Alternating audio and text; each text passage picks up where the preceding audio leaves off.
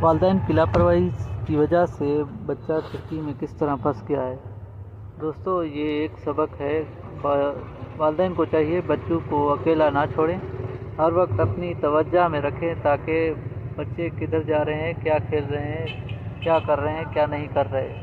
اگر آپ لاپرواہی کریں گے تو بچے کہیں بھی جا کے نقصان کھا سکتے ہیں۔ آپ دیکھ سکتے ہیں اس ویڈیو میں ایک بچہ کھڑکی کی سلاخوں میں اٹک گیا ہے اور یہ تڑپ رہا ہے، اور اس کے والدین کو پرواہ ہی نہیں اور پتہ ہی نہیں کہ ہمارا بچہ کہاں ہے، کہاں کھیل رہا ہے، کیا کر رہا ہے، کیا نہیں کر رہا۔ دیکھو ایک باہر کے لوگوں نے اسے دیکھا ہے کہ وہ کھڑکی سے لٹکا ہوا ہے اور اب آخری سانسیں لے رہا ہے۔